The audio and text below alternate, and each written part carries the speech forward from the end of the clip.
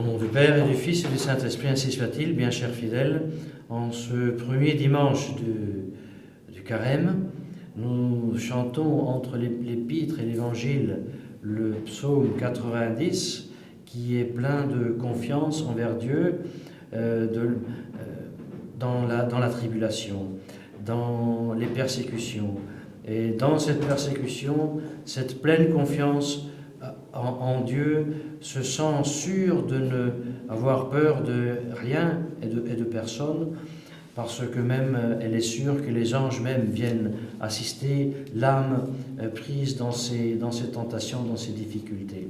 Et c'est cette confiance de base, cette espérance chrétienne qui doit être la base et l'âme de la vie, de la pénitence que la Sainte Église nous demande en ce carême, en disant avec Saint Paul, Ecce nunc tempus acceptabile, voilà, c'est maintenant le temps propice pour la pénitence, pour obtenir le pardon des péchés par Dieu. C'est maintenant, et ce ne sera pas en juin, ce n'était pas en janvier, c'est maintenant au temps de carême, en ce mars, en cet avril 2014, que nous sommes invités à faire pénitence, une vraie pénitence. Une vraie pénitence qui consiste aussi dans le jeûne, c'est-à-dire dans le fait de manger de moins et de restreindre même le légitime use que nous faisons des biens de ce monde, sans nous mentir à nous-mêmes et sans mentir à Dieu.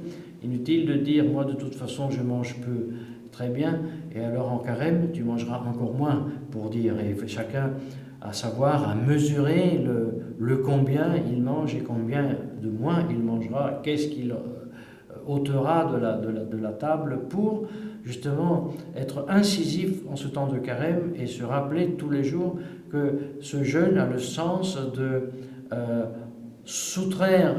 nous soustraire à ce monde et nous appliquer davantage dans ces 40 jours à la prière aux choses du ciel. Et voilà, c'est que il a l'occasion de contempler que le premier à nous donner cet exemple, c'était Jésus-Christ lui-même, qui, conduit par son esprit, l'Esprit Saint, est allé dans le désert, dans lequel il a voulu jeûner pendant 40 jours et 40 nuits, et seulement après sentir la fin de 40 jours de jeûne, pour se soumettre volontairement à la tentation du diable. Et combien cette tentation que Jésus-Christ a souffert pour nous nous est utile, nous le pouvons vaincre dans la considération de la différence entre la tentation que subit Jésus-Christ et la tentation que nous subissons. Alors la tentation se présente normalement en 3 étapes. La première, c'est la suggestion du dehors du péché.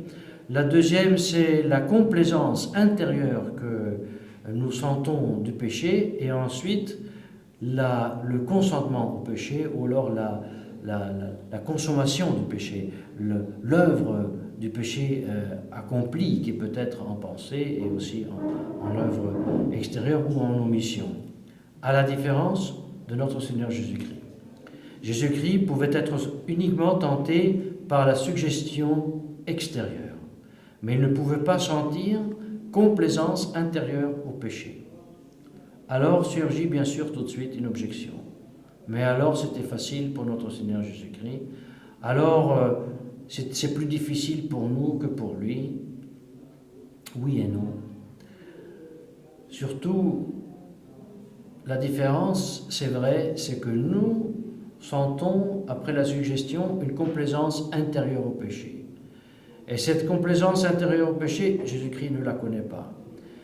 Et durant cette complaisance intérieure au péché, il commence en nous la grande bataille. Oui ou non au péché. Et cette bataille, c'est vrai, Jésus-Christ ne l'a pas, mais la grande différence est que justement, pour en sortir de cette bataille, nous n'avons pas ce que justement Jésus-Christ, dans la bataille de la suggestion extérieure du péché, a acquis pour nous. Parce que pendant que nous combattons intérieurement avec le péché, avec la tentation, nous sommes comme paralysés. Nous ne sommes nous sommes incapables ou peu capables de susciter en nous l'horreur suffisante pour le péché, pour le chasser, pour chasser la suggestion extérieure, de même que Jésus-Christ a chassé Satan, va-t'en Satan. Tandis que notre Seigneur Jésus-Christ, en recevant la suggestion extérieure du péché, a développé, suscité, déposé pour nous une telle horreur du péché, que c'est cette horreur du péché que Jésus-Christ a eu pour le péché, qui nous est transmis à travers la prière, à travers les sacrements, pour nous aussi avoir tellement horreur du péché de l'éviter.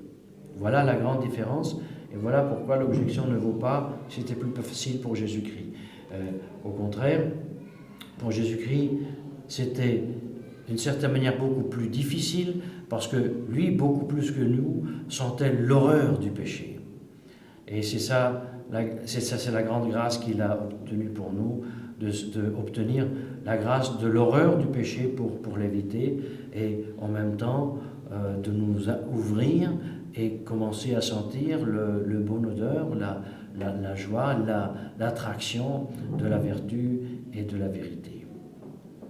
Voilà, chers fidèles, ce que nous avons contemplé aujourd'hui, en ajoutant que si nous considérons toute cette vie chrétienne dans les temps actuels dans lesquels nous vivons, si nous considérons combien saint Paul lui-même tremblait à l'idée qu'il prêchait la pénitence et peut-être ne la pratiquait pas pour sa damnation, à nous aussi doivent venir les frissons à la pensée que nous sommes en train de combattre comme des léons contre l'apostasie de l'Église conciliaire, et l'idée que nous combattons contre l'apostasie de l'Église conciliaire sans en même temps rechercher la sainteté de la vraie Église, ça serait une contradiction comme celle de parler contre la nouvelle messe, ensuite d'aller en cachette à la nouvelle messe.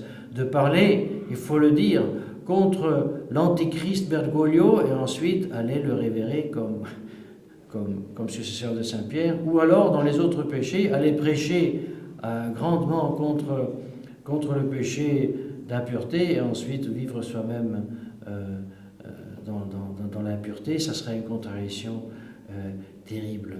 Et alors pour nous, c'est donc d'autant plus grand devoir de faire pénitence et de nous convertir que dans notre bataille que nous faisons vraiment avec l'épée brandie en l'air, d'autant plus nous avons le devoir de faire pénitence et de prier, et c'est la grâce que nous demandons à Dieu par intercession de la Sainte Vierge Marie, au nom du Père et du Fils et du Saint-Esprit, ainsi soit-il.